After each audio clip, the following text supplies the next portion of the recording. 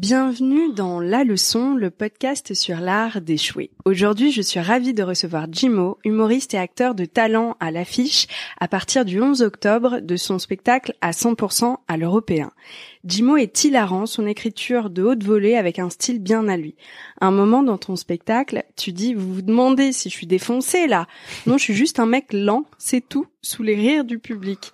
On s'est bien trouvé, moi qui parle méga lentement, je sens qu'on va faire un podcast de 2h30 avec l'équivalent de 30 minutes de conversation dedans, c'est parfait.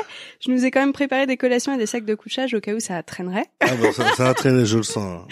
On en parlait hors micro parce que tu le dis en fait, t'as essayé pendant un temps de jouer à l'humoriste en gros. Ouais, c'est ça. Avant de comprendre que t'avais ton style bien à toi et ça, franchement, je te jure, ça fait vraiment du bien d'entendre ça. Ben ouais, parce que la norme normalement c'est, quand je jouais au tout début, il y avait pas de mec qui prenait son temps pour faire des blagues et tout. C'est la règle, c'était, je crois, un rire toutes les 30 secondes. Oh là là, la pression de ouf. Mais j'ai jamais y arrivé en fait. Oui, moi j'ai pas terminé ma phrase, les frérots. Ouais, c'est ça. J'aurais le temps de faire une blague, oui. La moitié quoi. Mais oui, d'où. Et c'est vrai qu'au début, comme t'as dit, je jouais à l'humoriste quoi. Je copiais un peu sur les autres et tout. Et je sais pas, un jour j'ai eu un déclic parce qu'il y a un truc bizarre, c'est que le public il sent quand c'est vrai, quand c'est pas toi quoi. Ah ouais, ça tu le remarquais? Ouais.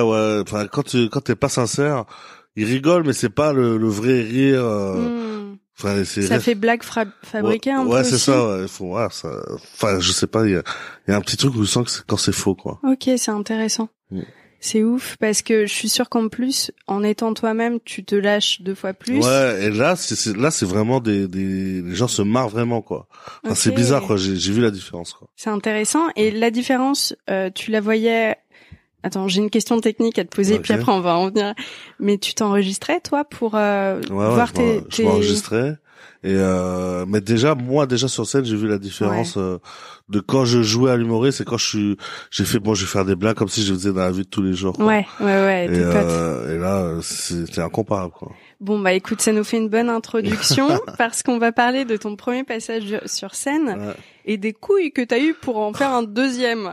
Parce que, vous vous en doutez, ça c'est pas... Ah non, ça s'est très très mal passé. C'était vraiment un moment très très difficile. T'étais où? T'étais dans un café? Alors, en fait, moi, pour commencer, c'est que moi, à la base, je viens de Limoges, tout ça. Ouais. Et moi, je suis monté sur Paris pour faire mon stage pour être éduc. Ok. Moi, je cherchais un stage dans toute la France et j'ai trouvé à Paris. Je suis monté à Paris et quand je faisais mon stage, c'était 3 jours là-bas et 2 jours chez moi. Ouais. Et je connaissais personne à Paris.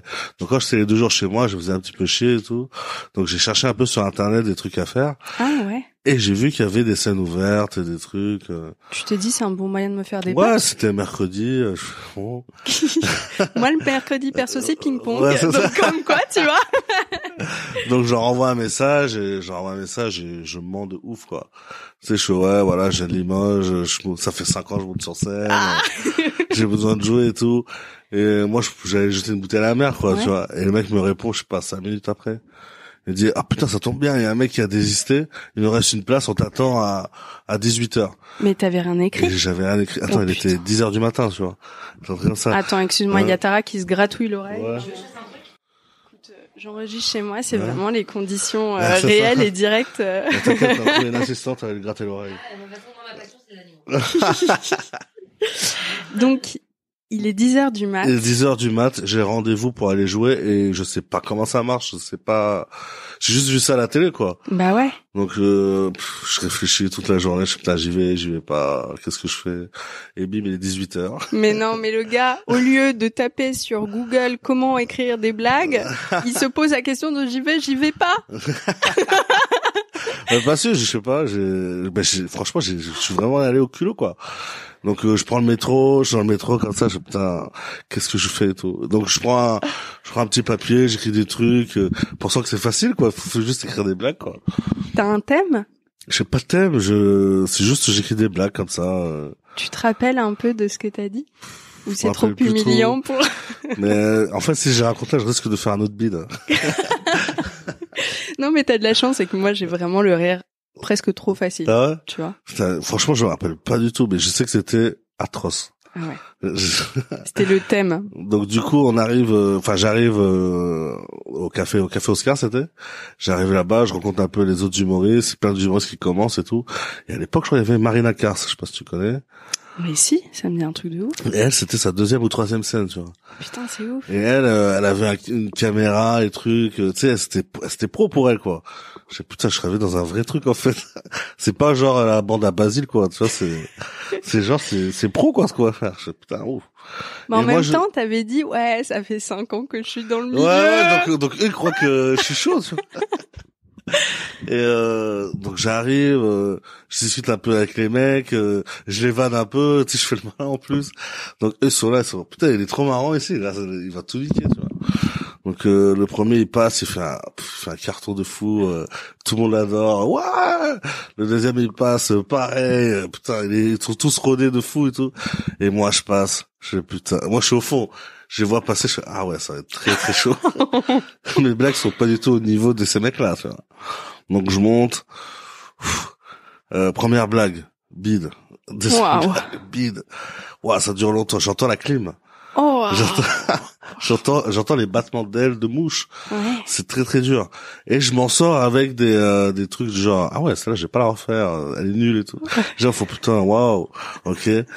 Ça dure, je sais pas, j'essaie de durer 5 minutes comme ça. Non, mais ça dure 52 minutes dans ta tête. En vrai, ça durait toute une journée. Mais bien sûr. Ouais.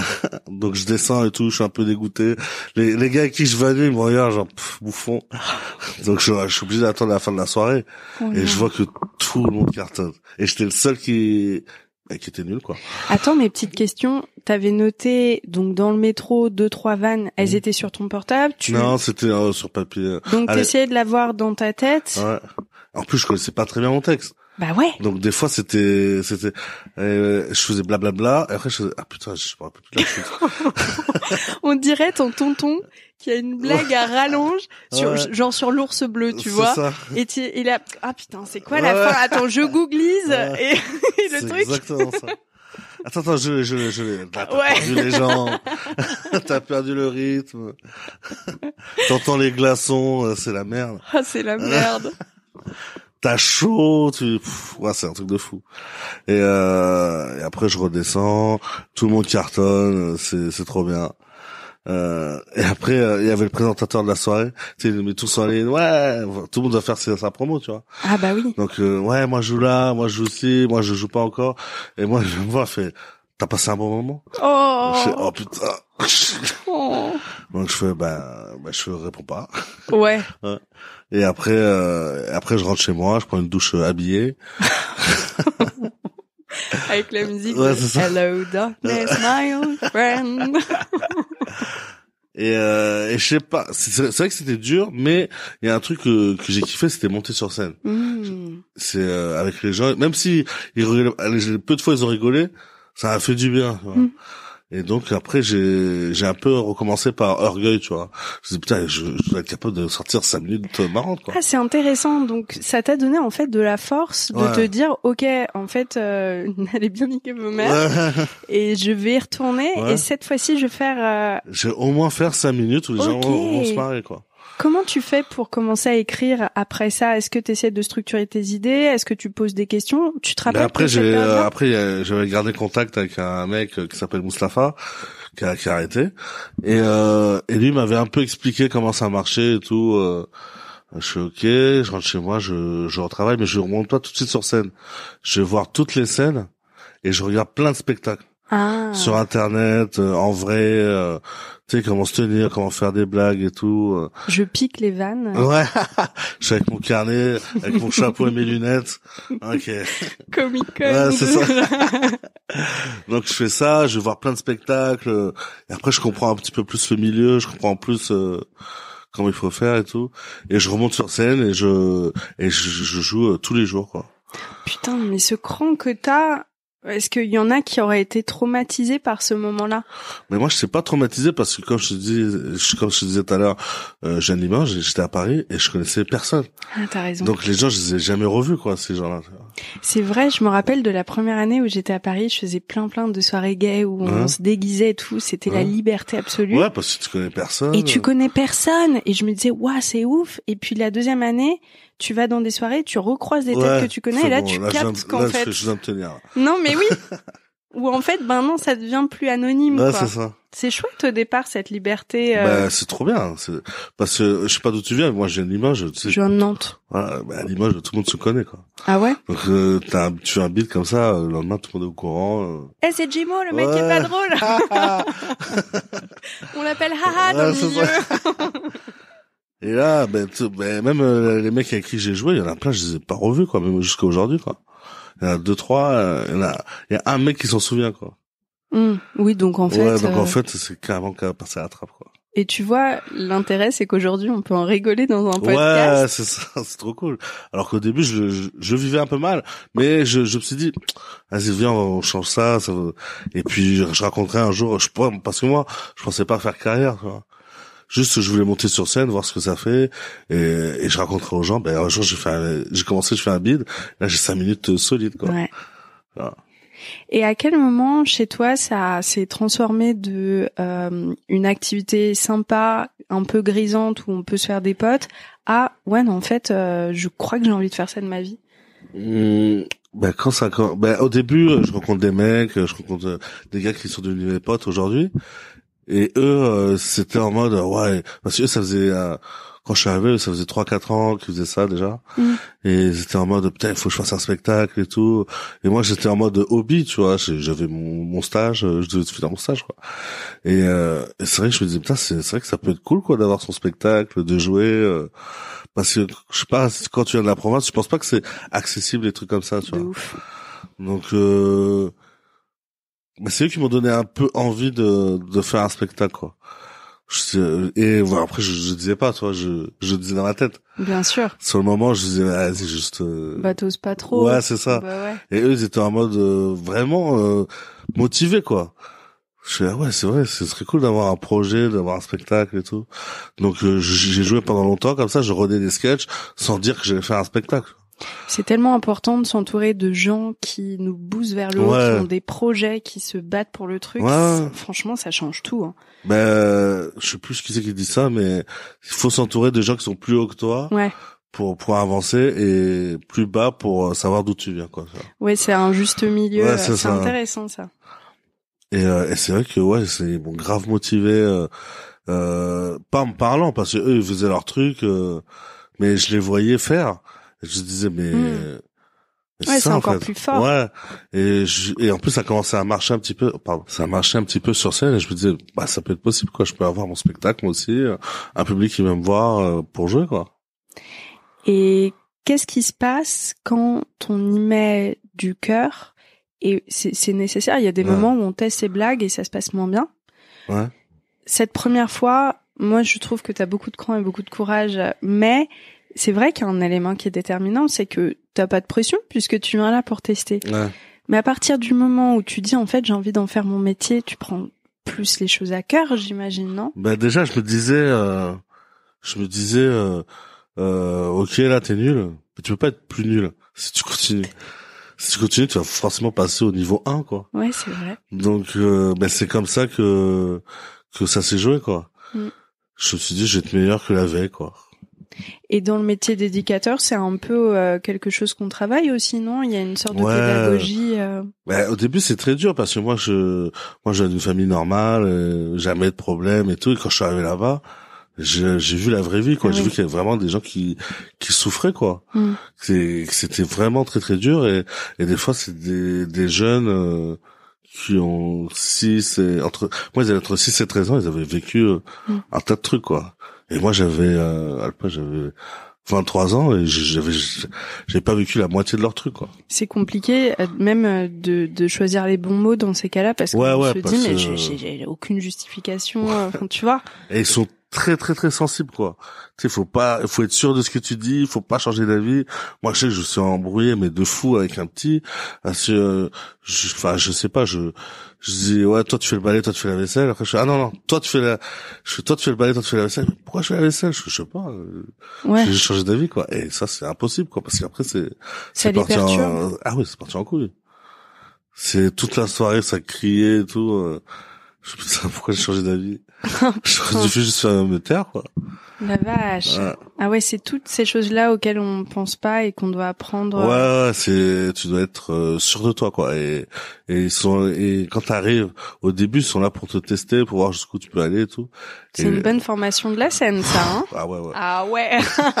C'est pas le petit beat de là-bas qui va me Ouais, tuer, hein. c'est clair. Il y a Jonathan, 12 ans, qui m'a fait la misère. Ah ouais, parce que je lui ai dit de faire la vaisselle. Alors franchement. Ah ouais. Je fais, attends, moi aussi j'ai mon background, qu'est-ce qui lui arrive? Et tu vois qu'en fait, non. Jean Pigalle, moi. Ouais, c'est ça. Et tu vois que la vie c'est autre chose, en fait. C'est la vie des gens, c'est pas la tienne.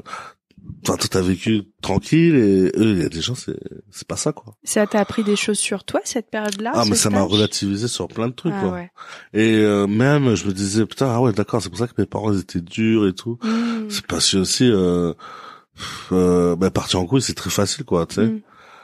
De laisser tes enfants rien leur dire, même si c'est chiant, tu sais, je voyais que c'était chiant pour eux des fois quand ils nous engueulaient et tout.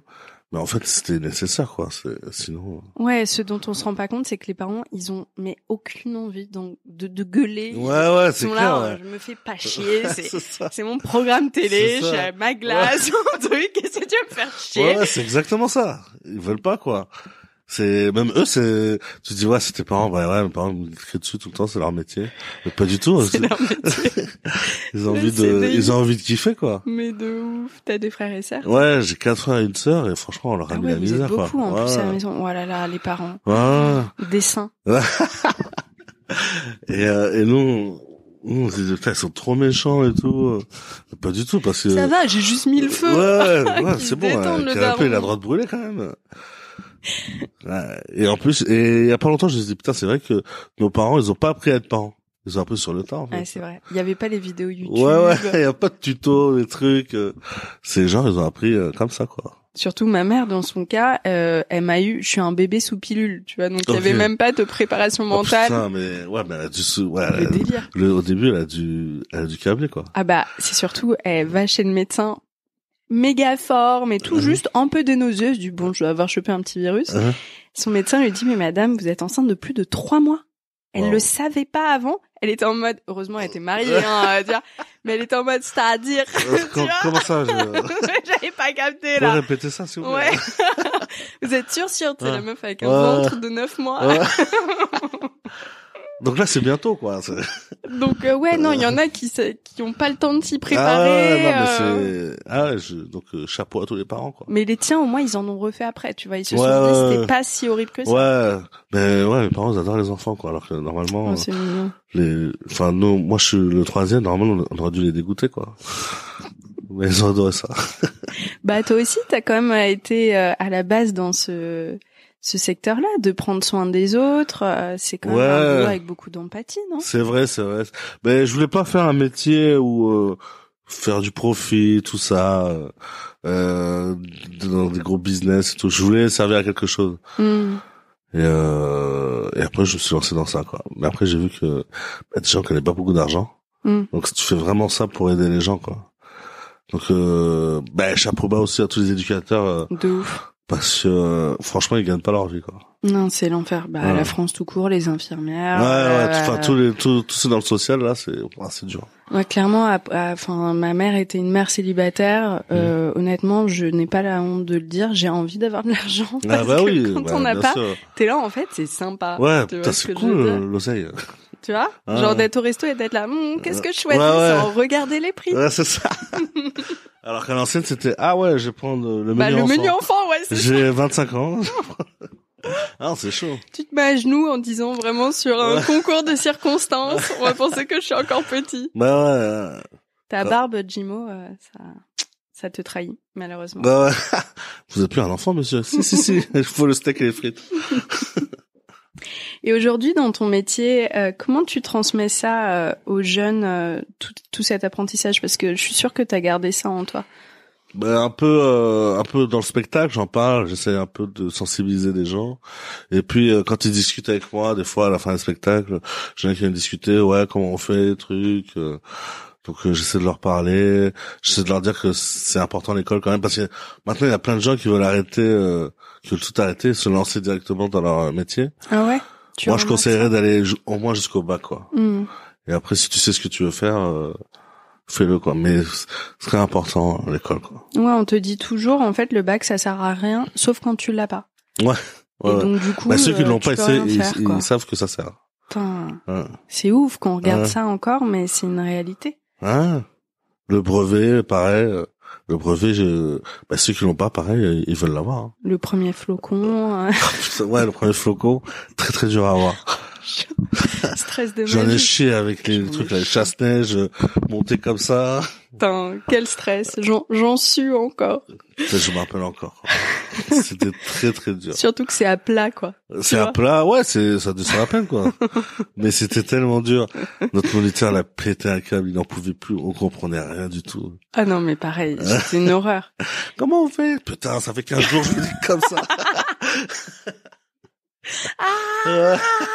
Tu vois le petit Jibo. Je crois qu'un jour, il a fait, vas-y, de toute façon, on est obligé de faire la piste, je sais pas quoi, là. Je vais les envoyer, ils ont qu'à mourir, je m'en fous. Le mec qui pousse les élèves, quoi. Monsieur, on peut pas, on sait toujours pas faire sa chasse-neige. Non, restez droit, c'est pas grave, allez-y. Hop là. Et si tu roules, ça va plus vite. Ah, il en a eu marre, on faisait rien du tout, quoi. Lui, il voulait faire des trucs cool, avec les baguettes et tout. Putain, nous, on était tellement nuls. Non, mais je vais te dire un truc, moi, ça me terrifie encore tellement aujourd'hui. On n'y pense pas assez, mais les raquettes, c'est vraiment bien. Les raquettes, juste pour faire de la rando en montagne. Et au moins, ça fait pas peur. C'est trop bien. Ah bah ouais, bah là, c'est ouais. Bah ouais. Oui. En fait. Bah ouais, j'avoue. Bah la prochaine fois que je vais, j'ai raquette, baguette. On va se croiser. Ouais. Belle journée. Ouais. Ces thèmes de l'échec, c'est quand même hyper récurrent dans ton métier parce que tu prends des risques un peu chaque soir et puis tu prends des risques à chaque spectacle. Comment tu l'appréhendes aujourd'hui? Ben en fait, l'échec, c'est quand tu te prends pour un échec, c'est un échec. Et si t'avances derrière, c'est pas un échec. T'as appris un truc, quoi. Moi, quand je commençais à trouver mon personnage, à le chercher et tout, au début c'était je vais trouver une nuance pour pas endormir les gens, quoi. Bon, tu parles pas si lentement que ça, ou alors c'est peut-être que je parle tellement lentement que j'ai l'impression que t'es rapide, je sais pas, mais en fait c'est que j'ai trouvé maintenant la bonne tonalité, quoi. Et à chaque fois j'apprenais, je disais bon, là je dois parler plus fort, là je dois ralentir, là je dois Est-ce que c'est une question de confiance en soi aussi? Ouais, faut avoir mais c'est très dur d'avoir confiance en soi. Enfin, moi j'ai confiance en moi sur scène, mais après sur les autres trucs, il y a d'autres trucs où j'ai pas confiance en moi, quoi. Tu te sens bien en fait parce que t'es toi-même et c'est un endroit où t'es bon. Ouais, c'est ça. C'est ça. Alors qu'il y a d'autres trucs, quand je conduis, j'ai pas confiance en moi, quoi. Oh putain, je veux pas être dans ta voiture. Bon, j'ai un peu confiance, j'ai confiance à 50%. Ouais, super. Le gars, il a même pas mention moyenne, tu vois. Moi j'ai tous les trucs de juste la confiance, quoi. Moyenne bof. Ouais, c'est ça. Mais quand t'as fait clic, ça te sortait un peu du... Ça devait être un stress. C'était tellement dur. Moi, je me rendais pas compte, c'était quand je commençais et tout, pareil. Tu peux me raconter les débuts? Les débuts, je t'ai raconté. Oh, pardon. J'y allais, j'allais en racontage, là. Ok.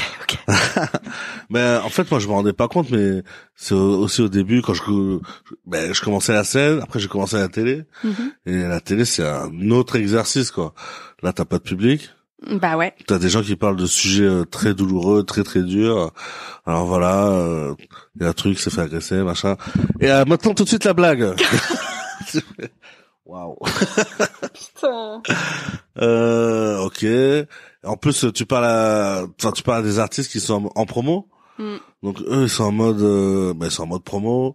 Et des fois, il y en a, ils veulent pas trop rigoler. Ouais, parce que ça va pas avec l'image. Ouais. Les premières, c'était dur, quoi. Mais moi, la toute première que j'ai faite, je me suis caché derrière Mouloud, quoi. Ah ouais, je comprends. Et Mouloud, il m'a fait, bon, la prochaine fois, tu te mets à côté.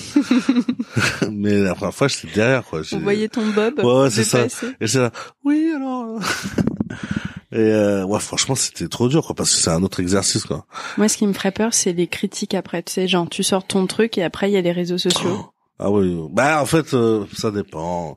Mais dans toutes les critiques, il y a toujours, les gens sont bienveillants, en vrai. Okay. Mais il y a toujours 2-3 critiques qui te défoncent bien, tu te fais putain, c'est celle-là qui me fait chier, quoi. Évidemment. Alors que t'as eu beaucoup d'amour sur les autres, quoi. C'est ça qui est chiant. Et tu dois y retourner. Bon, t'as quand même cartonné dessus, hein, mais non, il y a des jours, c'était dur. Je sais pas, il y a des jours où il y avait des invités, clairement, j'avais rien à dire, quoi. Oh, c'est horrible, ça. Mais je vois tellement ce que tu veux dire.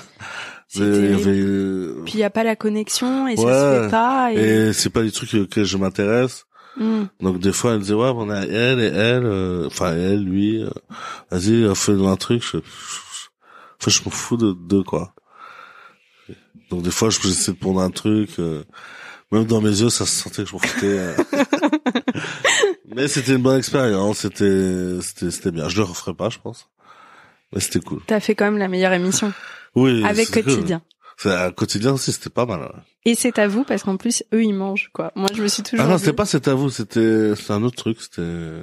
Moi, c'est à vous, c'est mon rêve d'être chroniqueuse dessus parce que je me dis, t'as des bêtes de stars, les journées, j'y trouve trop cool dessus. Et genre, t'as un dîner. Ah oui, à chaque fois. Et t'as un mec qui cuisine super bien. Tu vois? Ouais, chroniqueur et mec qui vient faire une chronique, c'est pas pareil, tu vois. Quand t'es autour de la table. Ah oui.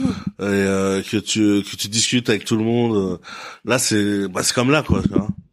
Mais quand t'as préparé ton texte et que t'arrives que pour la blague et tu repars et que la blague n'est pas réussie, c'est un peu dur. En plus, il y a un peu la vibe, bah vas-y, fais-nous rigoler. Ouais, voilà le rigolo. Vous allez voir, il est marrant.